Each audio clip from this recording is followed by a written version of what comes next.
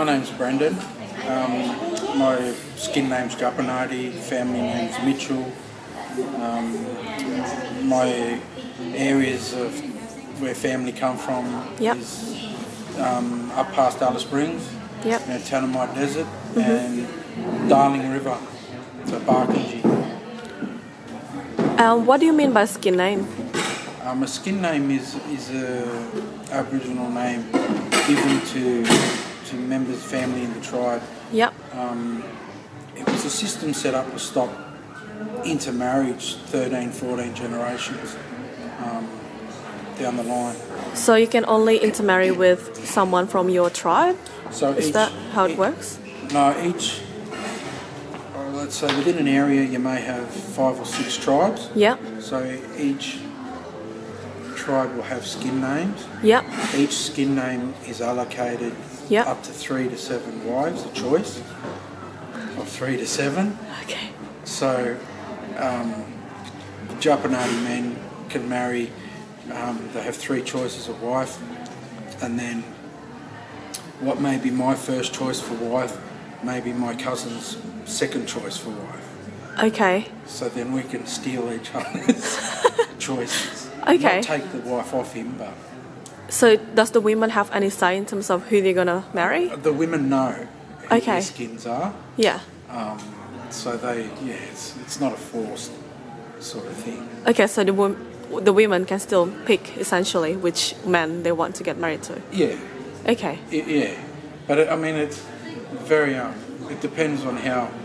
It's like anything. If the man really wants her, then he's just gonna go for it. Yeah, you're gonna keep chasing her around until she gets tired of running.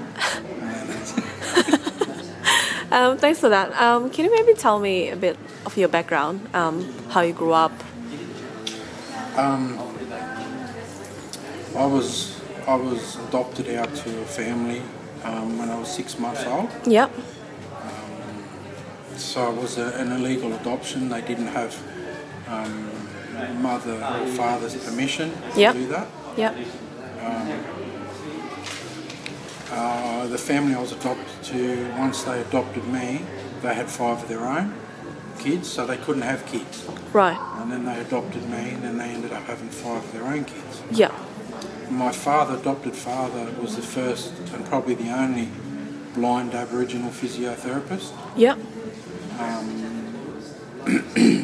So I had a pretty good upbringing, went to good, private schools and that sort of stuff.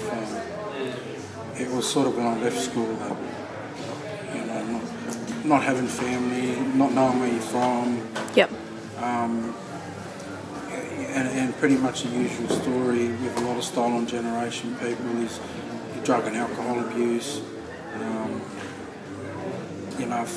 being very aggressive and angry at society. Yes. So, custodial sentences, all that sort of stuff. So it's very... Yeah. So how long did it take you to cope with it? I'd say you never really stop.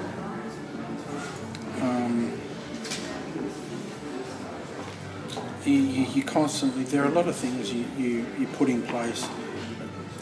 When you're stolen generation, you don't have family to rely on. You've got no family support. Yeah. So what you then do is everything you go through, you deal by yourself. So I would never let anyone into my circle because I don't want to be responsible for anyone else but myself. Yeah. So when problems arose, I never shared problems. They're my problems, I deal with them myself. Yeah. That to this day, still trying to deal with letting people in. Yeah. To talk to about problems, to share problems, that is still a learning curve. Mm-hmm. Because I've been doing it for 30, 40 years. Yeah.